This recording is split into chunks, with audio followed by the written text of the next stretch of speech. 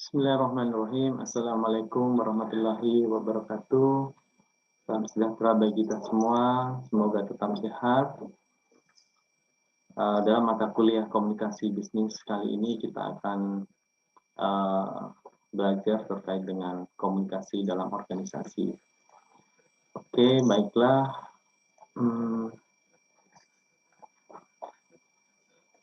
Komunikasi dalam organisasi ini adalah salah satu bagian dari komunikasi bisnis. Dalam hal ini memang komunikasi bisnis seringkali kita pelajari dalam komunikasi dalam organisasi. Oke, baiklah. Sebelumnya kita pahami apa definisi dari organisasi.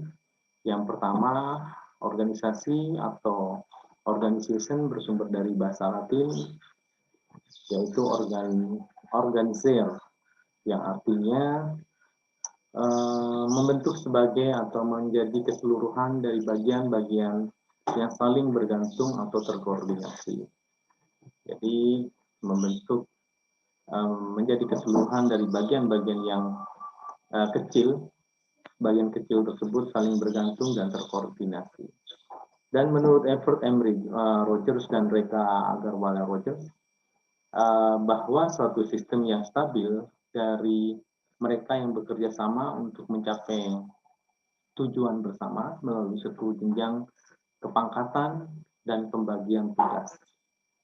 Definisi lain dari Robert Burlington dan Belford E. Needles Jr.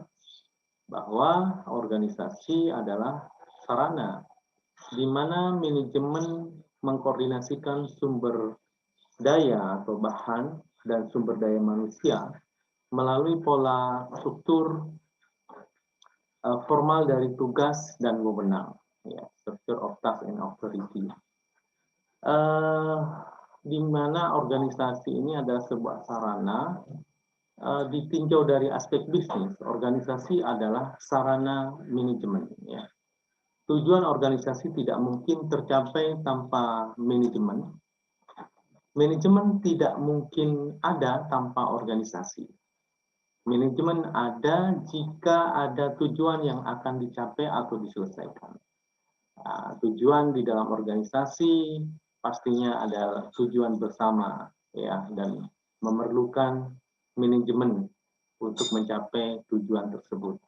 Oke, berikutnya korelasi antara ilmu komunikasi dengan organisasi terletak pada peninjauannya yang terfokus pada manusia-manusia yang terlibat dalam mencapai tujuan organisasi. Jadi bagaimana tujuan organisasi itu dicapai oleh manusia-manusia dalam hal ini yang berkomunikasi, personel-personel yang ada di perusahaan tersebut. Oke, bentuk komunikasi apa yang terjadi? Jadi dalam organisasi tersebut bentuk yang seperti apa ya yang akan kita pahami di dalam organisasi nantinya. Bentuk komunikasinya bisa ke bawah atau ke atas atau selevel dan sebagainya. Metode dan teknik apa yang dipakai, media apa yang dipakai, bagaimana proses dan faktor apa saja penghambatnya. Oke, nanti ini akan kita pelajari bersama-sama. Definisi fungsional komunikasi organisasi. Kalau kita definisikan secara fungsional komunikasi organisasi merupakan pertunjukan dan penafsiran pesan di antara unit-unit komunikasi yang merupakan bagian satu organisasi. Jadi di antara unit-unit komunikasi di dalam organisasi itu ada unit-unit komunikasi, personel yang ada di struktur organisasi, itulah kita sebut unit-unit komunikasi yang terjadi di dalam suatu organisasi. Suatu organisasi terdiri dari unit komunikasi dalam hubungan hierarkis antara yang satu dengan yang lain dan berfungsi dalam suatu lingkungan. Nah, ini gambarnya, kita bisa lihat gambar dari sistem komunikasi organisasi. Kalau kita lihat di sini ada struktur ya, semacam struktur organisasi perusahaan di masing-masing kota ini ada personelnya ya, personel dalam jabatan tersebut, orang dalam jabatan suatu hierarki, di mana di hierarki ini antara hierarki yang satu atau di yang atas dan yang di bawahnya terjadi komunikasi ya. Bahkan ada yang selevel atau dalam posisi sama vertikal ya. Ini nanti kita pelajari di komunikasi organisasi. Komunikasi organisasi terjadi kapanpun, setidaknya satu orang yang menduduki satu jabatan dalam suatu organisasi untuk menafsirkan suatu pertunjukan. Ya, pertunjukan apa maksudnya nanti kita jelaskan. Karena fokusnya ada komunikasi di antara anggota-anggota suatu organisasi. Jadi disebut komunikasi dalam organisasi karena fokusnya ada komunikasi antar anggota dalam suatu organisasi seperti yang saya singgung di depan. Analisis komunikasi organisasi menyangkut penelaahan atas banyak interaksi. Nah, di dalam struktur organisasi tadi banyak terjadi interaksi atau komunikasi ya. Oke, kita lanjutkan aja. Bila kita melihat apa yang terjadi ketika seseorang terlibat dalam komunikasi, kita menemukan terdapat dua bentuk umum tindakan yang terjadi. Yang pertama, nah ini yang saya mau jelaskan tadi, pertunjukan. Yang pertama adalah penciptaan pesan. Dalam hal ini lebih tepatnya penciptaan pertunjukan. Ya, bahasa sananya adalah to display gitu ya. Dan yang kedua adalah penafsiran pesan atau penafsiran pertunjukan, to interpret. Kalau penciptaan pesan adalah komunikatornya atau sendernya ya, sedangkan penafsiran pesan penerimanya ya, receivernya menafsirkan pesan pertunjukan apa yang ingin disampaikan, apakah sama dengan yang ingin disampaikan oleh pengiring, itu proses to interpret atau penafsiran dari pertunjukan atau pesan dalam hal ini ya. Apa yang dimaksud pesan? Oke, kita lihat ini.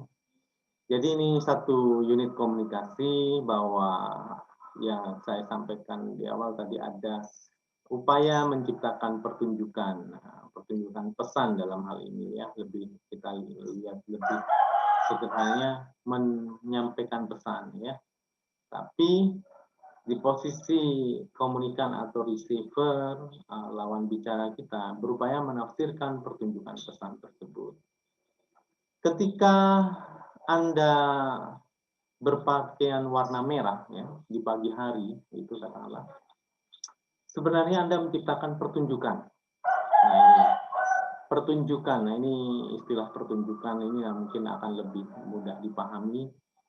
Pertunjukan bagi diri Anda sendiri, Anda menempatkan diri Anda sendiri atau setidaknya apa yang Anda rasa, Anda pikirkan mengenai diri Anda sendiri. Saya kalau pakai baju merah ini, saya merasa lebih muda, lebih cantik, atau lebih apa gitu ya. Itu kan penilaiannya masing-masing pribadi gitu ya. Ya kalau nggak merah ya mungkin warna kesukaan yang lain boleh. Sebenarnya Anda yang menempatkan diri dalam suatu posisi yang menyenangkan bagi pengamatan tertentu. Ya mungkin kalau kebetulan ini untuk pribadi ya pengamatan pribadi ya. Kalau pakai baju merah lebih percaya diri ya. Jadi seperti saudara menggunakan pakaian apapun itu yang saudara sukai, merasa berbeda gitu, atau perhiasan ya, kalau yang kayak mungkin hiasan wajah apa istilahnya dandanan ya, merepresentasikan diri Anda sendiri kepada orang lain. Jadi selain mempertunjukkan pada diri sendiri, sebenarnya kan ingin mempertunjukkan kepada orang lain, merepresentasikan diri saudara kepada orang lain ya.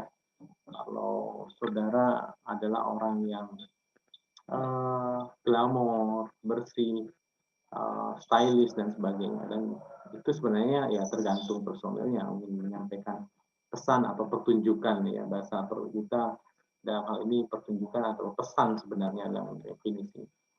Saya itu orangnya yang selalu berpakaian rapi, atau sebaliknya ada yang tidak suka pakaian rapi, dia lebih suka pakaian sederhana, pakai kaos, oblong dan sebagainya gitu ya. Tapi kalau kuliah nggak boleh ya, tolong jangan pakai baju kaos dulu ya.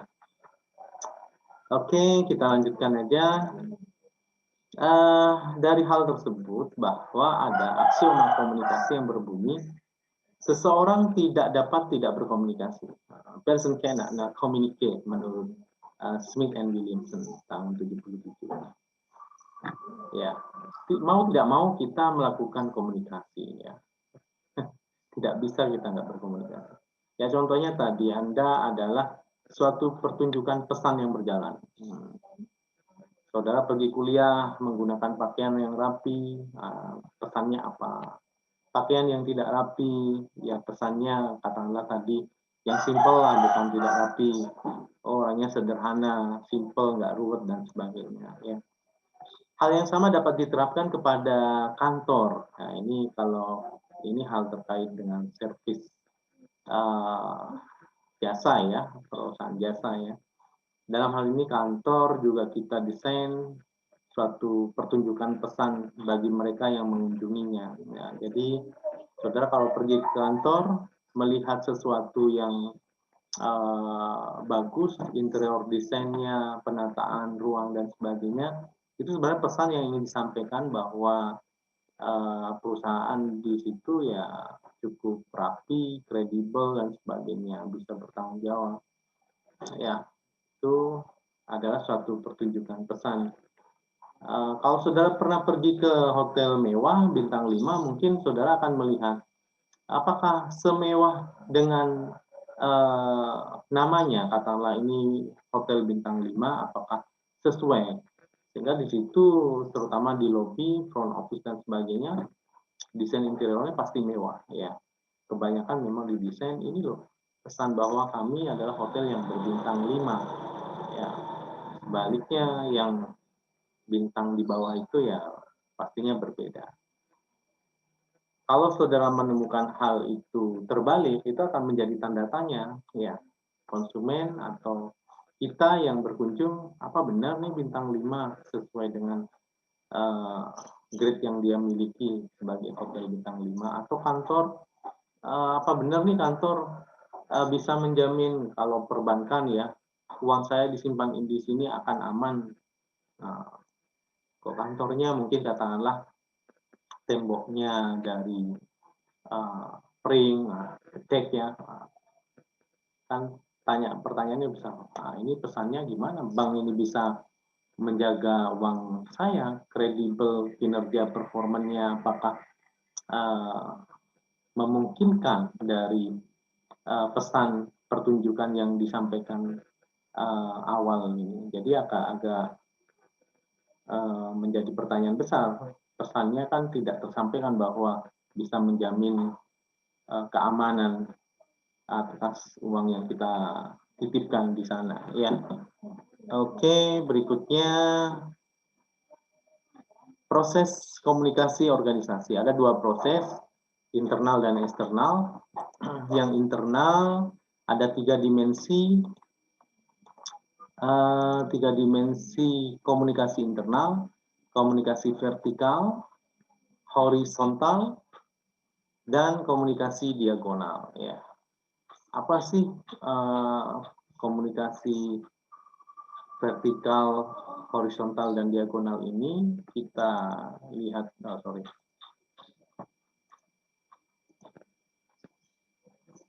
lanjutkan. Oke. Komunikasi vertikal, komunikasi dari pimpinan ke staff, ya, dan dari staff ke pimpinan dengan cara timbal balik, two-way traffic communication. Kalau yang dari atas kita sebut downward communication, dari atas ke bawah. Kalau sebaliknya kita sebut upward communication, komunikasi dari bawah ke atas. Hambatannya adalah apabila saluran komunikasi dalam organisasi tidak berjalan atau digunakan sebagaimana mestinya, hal ini berpengaruh terhadap operasional organisasi atau perusahaan. Ya.